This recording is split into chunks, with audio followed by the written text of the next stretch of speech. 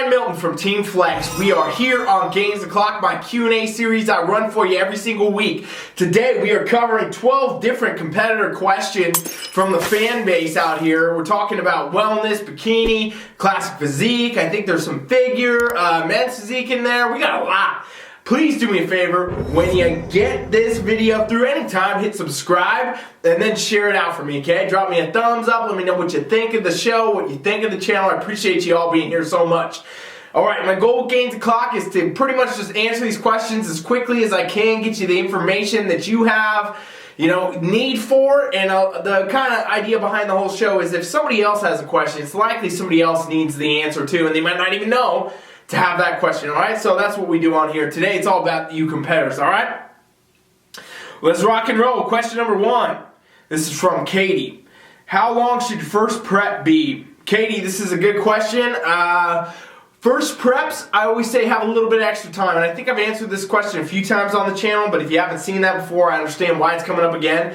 I always say first preps should be, about 16 weeks or more, okay? A lot comes down to where you're at and where you've been, you know what I mean? Like if you're relatively close to being at a stage physique, or maybe you're really overweight or something like that and you have more weight to lose, it's going to change the length of your prep, no doubt, right? We're going to have a different length of the prep depending on where you're at. So I always say 16 weeks though is a general starting point at a minimum of 16 weeks because it allows for extra flexibility, changes, things that could happen, things that couldn't happen, you know what I mean? It just gives you more time with you and your coach to figure out what's going to be the best approach. Because doing your first prep, it's, in a lot of ways, it's figuring out exactly how your body's going to respond. And as a coach, I know from coaching tons of competitors, when I do first preps, I want to give them a little extra time most of the time because I know that, hey, they might come through some hurdles, some stuff might change in their life, and I also got to learn this athlete, this client. I got to figure out where this person is and, how they're going to respond to everything. And that way it gives us a little bit more leeway. If you're ready in advance, that's far better than not being ready when the time comes, okay? Question number 2. How many days a week is normal to do cardio on a bikini prep? This is from Amber. Amber, great question. So cardio is going to be pretty strict down to where your actual physique is in relation to where it needs to be, okay? So you might be doing cardio every day. Depends on if you need it or not, right? I mean, the goal at the end of the day is to get to your competition in place and do well, right? So if you need the cardio to get to that spot, because let's say you're holding more body fat than you should be at whatever point in your prep, and maybe you're already dieting, maybe you don't want to diet further, or your coach doesn't want to diet you down more, you might need to be doing more cardio. For me, when I coach competitors, I try to avoid doing as much cardio as possible, okay? So cardio is a last resort for me as a coach. I'm trying to coach with training and nutrition for the majority of what I'm doing to attain competition physiques with my clients, okay? And some of my competitors, bikini girls, wellness, men's physique, etc., they get through whole preps without doing any cardio. Some people I have to program them every day. Some people need it every other day. It's just all individual, all different. Really based on the person, really based on the physique. This is why it's a great thing, to have a coach that can learn your body, figure out what's going to work best for you, and can get you to the end game. Because, there's a million generic things you could Google or, other competitors would say, oh, do this, do that. But in reality, it's all coming down to you anyway. Every physique is different. Every athlete is different. You are different than everyone else. And so the way that you got to go about your prep is going to be different too.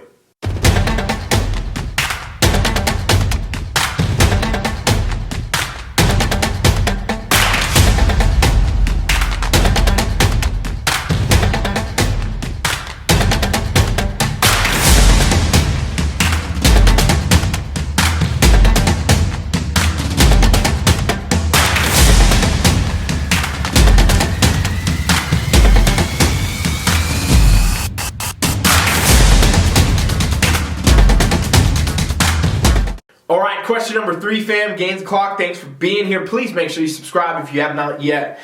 I'm 8 weeks out and I don't feel lean enough for my competition. Should I be freaking out? This is Jessica. Jessica, I'll tell you straight up, this does happen to a lot of people. I'm going to say that you're probably a first-timer or you're a beginner in general, because 8 weeks out from your competition is so far out from your competition, but people for some reason do freak out when they start to get closer, even at 8, 12 weeks, whatever. If you're doing a longer prep and you're at 12 weeks, you might think, oh no, I'm not where I need to be. But in reality, the goal of a competition is to bring your best physique on competition day. It's not to have your best physique 8 weeks out, okay? So, in reality, you're not going to be at all relatively close to where you should be on stage day 8 weeks out, even 4 weeks out, down to even the last 10 to 14 days, you're going to probably not be in the physique that you're going to be in on stage, So that's something you really want to pay attention to as a competitor, is make sure, hey, you don't have unrealistic expectations for where you should be in different parts of your prep, because in reality, depending on where you're at, how many weeks out, that's going to be a point that you need to be at for sure for that amount of weeks, but it's not a competition day physique, and it's not likely you're going to feel stage ready 8 weeks out, 4 weeks out, or even maybe 2, right? So your goal should be to come in to your physique and your best physique on competition day, because that's what matters. It doesn't matter where you're at 8 weeks, 4 weeks, 2 weeks, even out. It's going to matter what shows up on comp day. So really important that you make sure you understand that as a competitor, otherwise you'll get in your own head and you'll do the wrong stuff. This is why it's great to have a coach, somebody like me, right? If one of my clients does this, which they do all the time, let me be honest, they'll come at me and be like, hey, I'm not feeling ready, I'm not feeling good, I'm not feeling here and there. And I'm going to say, you know what? Stick to the fucking plan, okay? Zip your mouth, stick to the damn plan, because I already know where you should be, and you're actually where you should be. Even though you don't feel it, it's going to pay off, right? And so you got to have somebody that's going to keep you in line when your brain goes on you, because it will. It's part of the process. You're going to second guess everything. You're going to be concerned all the time about where you're at. And at the end of the day, if you make it or you don't, will come down to if you can be consistent despite the thoughts that are in your damn head, all right? Hope that helps you out there, Jessica. Okay, question number 4. This is from Melissa. I've been doing the same meal plan for 4 weeks straight, and I'm getting so bored, but my coach won't change it. Is this normal? Melissa, I will say I don't even put people on meal plans for the most part. As a TeamFFLEX coach, we're not doing that. We do macros for the most part, let people have more variety, let them have more flexibility, let them, kind of pick their own meals most of the time. Now, if somebody on our team wants a meal plan, yeah, we'll build one. But is it going to stay the same for, how long did you say? You've been on it for 4 weeks straight. Yeah, I mean, no, I wouldn't do that. I would say that's not normal. I would say that's normal if you have a very not dedicated, on the lower tier kind of side of coaching and coach. Like if you have a coach that's not fully invested in you and trying to get you your best, and maybe you try to cut corner. I don't know who your coach is. Maybe you try to hire a cheaper coach or something like that. Well, that's what you get. You get these generic kind of PDF meal plans and these other things, and then they don't change it for you. They're barely, coaching you at all. In reality, you paid to get a program that was sent out to a bunch of other people at the same time, whatever. It's just not really worth it. What you need to have is a custom meal plan. If you're going to do a meal plan, macro approach is even better, but it's the customization, the customized training, the customized nutrition, the customized prep is what's going to get you your best physique. There's no doubt about that. Like I keep saying, and I feel like I say it every day of my life, everybody is different. And so with that, you got to understand the way you got to train and you got to eat is going to be different. So these generic, like, oh, here's a bikini competitor plan, here's a figure competitor plan, well, that doesn't really pay off. That's going to get you some results, maybe. Yeah, sure, sticking to any meal plan is better than none. But at the end of the day, is it built for you? Is it going to bring your best? Probably not. And so I would say, it is normal if you didn't get a coach that's dedicated to you and your goals. And if you really, should it be a normal thing? No, it shouldn't. It should not be a normal thing. What you should have is a highly variable plan that's going to be adjusting with you, adapting with your progress based on your check-ins, based on your measurements, etc., to make sure that you're getting the absolute best out of it, okay? So that's what I would say there, Melissa.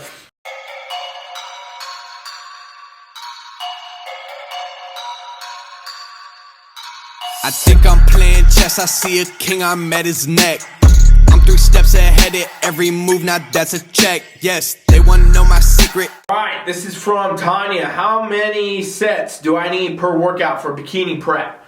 This is actually a good question because a lot of competitors, people trying to get ready for shows, way overtrain, especially bikini competitors, because they think that they have to attain these crazy amounts of muscle. But in reality, it's not a crazy amount of muscle you got to have in bikini. You want to have shape, you want to have the right proportions, but you don't need an insane amount of muscle. This is not like figure or women's physique or anything like that, right? It's not a super muscular division, but you do need the shape. But so I feel like I'm going to say the same thing again. I don't want to say the same exact thing. First thing I will say real quick, and then I'm going to get off of it, is you got to have something built for you. So it depends on where you're at. Depends on where your physique is, okay? I feel like I say this all the time, and I do. I've already said it like 8 times in this video alone. You got to have custom stuff. This is why I tell you. This is why at TeamFFLEX we do everything custom. In fact, if you want to experience that, go to TeamFFLEX.com right now. Anybody watching this, you can try a free trial. Just put your email in. It's custom for you. But in reality, you know, you got to think about the fact that every workout's going to be different.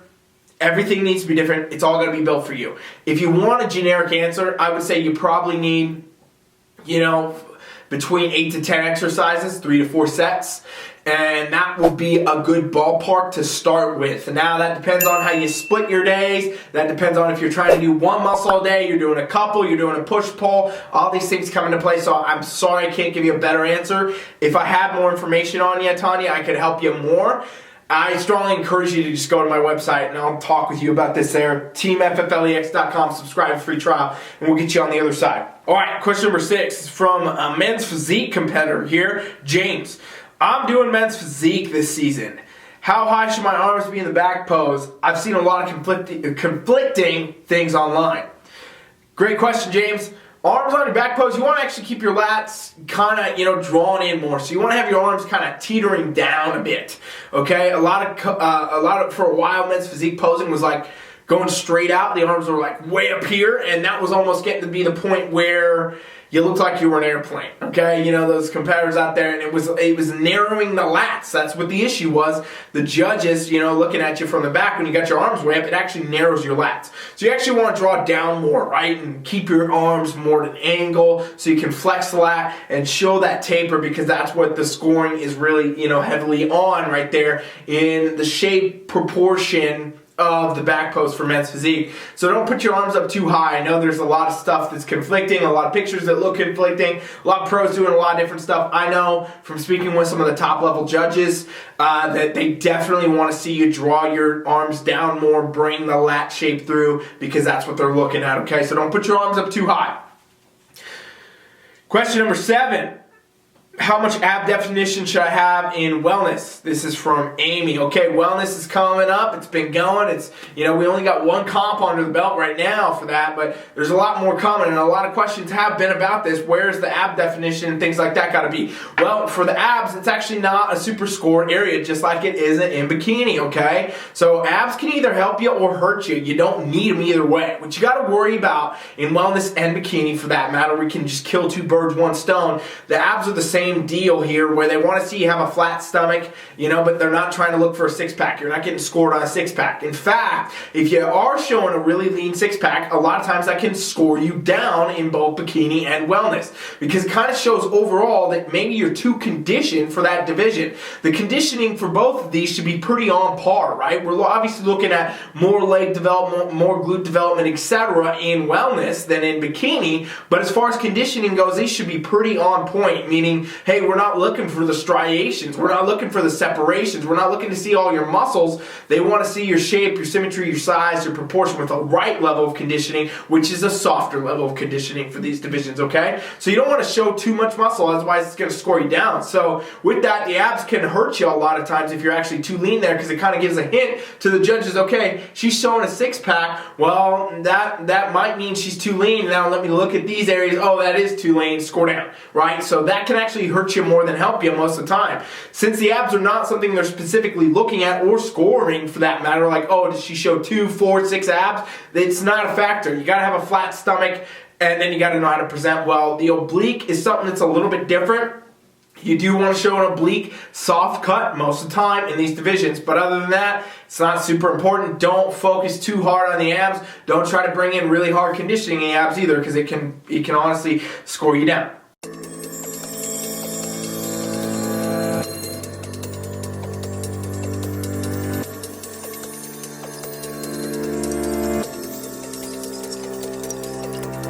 Alright,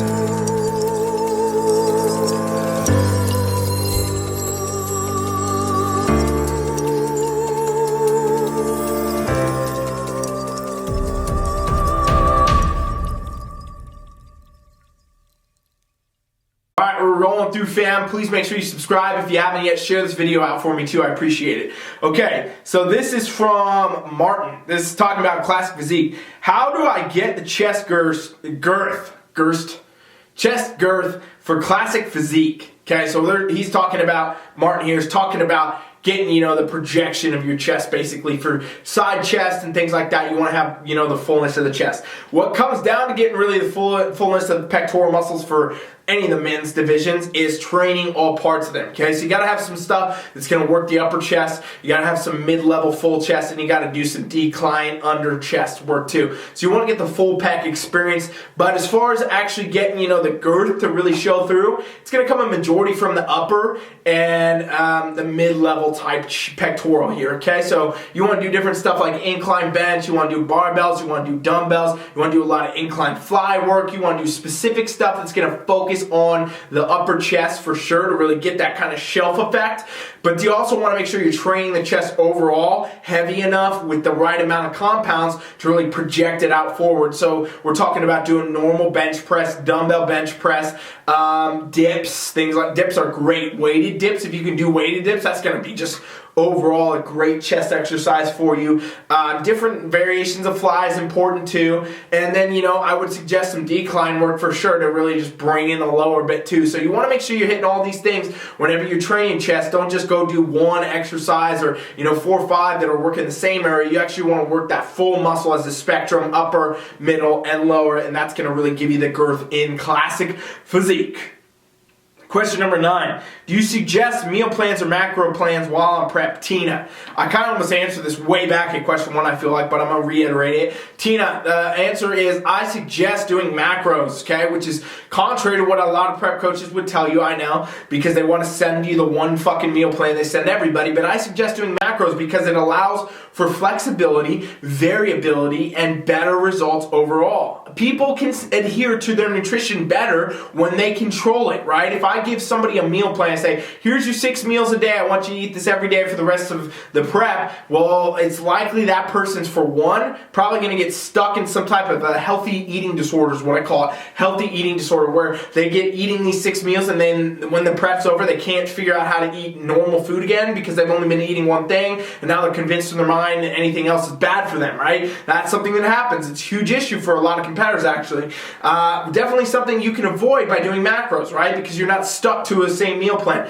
There's also different food allergies and intolerances and inflammations and things like that that can arise from eating literally the same foods every day. As much as you might think it's fine and the foods could be clean, healthy, whatever foods, your body constantly having to digest the exact same nutrient profile and actually can develop an intolerance to it, right? There's a lot of competitors that actually get intolerant to even eggs because of the amount of eggs they eat all the time, whether on prep, egg whites, so on and so forth, every day of their life for weeks and weeks and months and months. Well, that can actually cause problems, cause bloating, cause digestive issues. There's a whole bunch of myriad of other stuff that can happen with that you can avoid by doing macros, okay? And the same really comes down to the fact that mentally, it is way better to have the flexibility to say, you know what, tonight I don't feel like chicken and rice. I'm going to have something a little bit different, and if it fits my goals, I'm good to do that. And that's why I suggest macro counting, flexible dieting. It's better for the body. It's better for the mindset. Now, with that, you got to make sure you have the right macros. You got to make sure you're following the right breakdowns, the right protocols for you and your physique. So all these things come into play. Again, why it's so important to have a coach. If anybody needs help with their macros, TeamFFLEX.com right now. Hit the pop-up. Put your email in. It's a free trial. We will help you with your nutrition, your training, free for 7 days.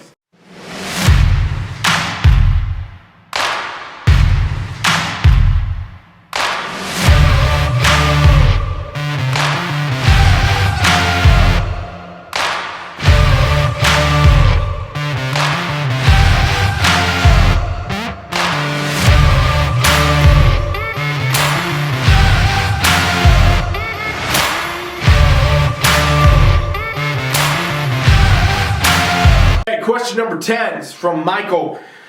Are cheat days a good thing on prep? Cheat days on prep, Michael.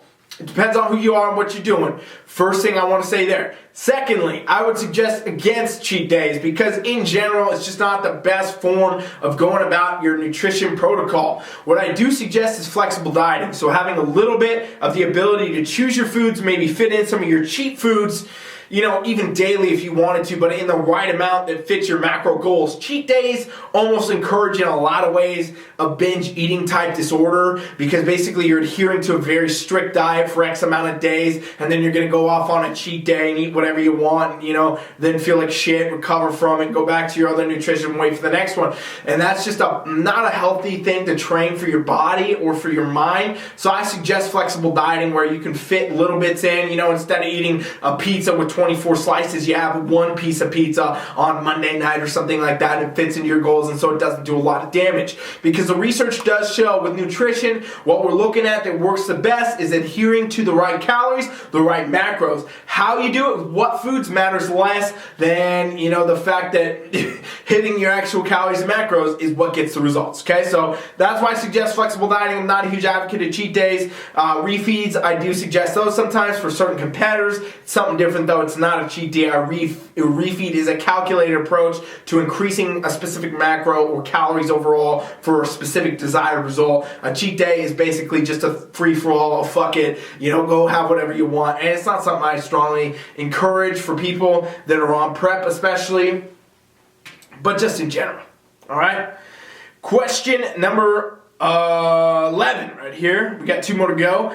How do I figure out what suit cut to get for bikini? Ashley, what I suggest is that you get a suit cut that fits your physique, okay? And so if you're a first-time competitor, you might not know that yet. And this is why a lot of times it's not the best idea to ask your coach what suit cut to get. What you should actually do is get in with a suit designer, okay? Most of the suit designers out here in the game now do consultations, and they will help you figure this out. Amanda Luis, I got a shout out to her because she is the best in the game, and she does these for free. So if you go to her website, AmandaLuisSwimwear.com, you can get in with her right now, and she'll do a consult with you for free and help you figure out what color, what connectors, what cut, all that. And that's what I suggest. My clients sometimes ask me about suit cuts, and I say, okay, well, I know for most part, because of how many people I coached, we're talking about pro cuts and Brazilians for the most part, right? Those being the 2 main ones, and the ones people want, and the ones that most people wear. There's a whole bunch of other ones, and depending on what suit designer you actually go with, they name them all whatever random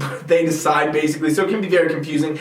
I suggest getting in with a consult. Go to Amanda Luis, and she can help you for sure. Question number 12. Should I train legs for men's physique? And this person wanted to remain anonymous, probably because, men's physique gets some bad reps sometimes for not training legs. But all the men's physique compares I train do train legs, okay? I think it's important still, even though it's not necessarily being scored right. They make you wear the board shorts because I'm not looking at the quads, so on and so forth. It does help to have balance in the physique, I believe, as a coach, more so than not at all, right? Sometimes we see men's physique compares that literally you can tell they do not train any legs, and it just looks a little bit ridiculous sometimes, and the balance is just totally off. Balance is already pretty off in men's physique as it is, you know what I mean? Meaning, like, we're not looking at the legs, they're not looking at the thighs compared to the shoulders, so on and so forth, like they do in bodybuilding and other divisions, but they're still looking at, you can still see the calves, and it is a more balanced, more symmetrical, just overall a more, I don't even know how to say it. It's an overall better look, I think, when you train your calves a bit too. So I have everybody train legs if they do men's physique. They might only do it 1 day a week, and we're not doing super heavy, crazy leg days. We're doing calf work specifically. We're doing some quad work, some hamstring work. I want people to do that for overall health and wellness. I don't want people getting asymmetrical and walking on stilts their whole life, you know what I mean, and then having, injuries or hurting themselves or whatever. So I have people train legs for health and wellness as well as some aesthetics when it comes to men's physique. So I do suggest you train it, even though it's not heavily scored. It's not going to be a specific area they're looking at your upper body for the most part. I do believe for your health and wellness as well as sometimes a better aesthetic to train your legs in men's physique.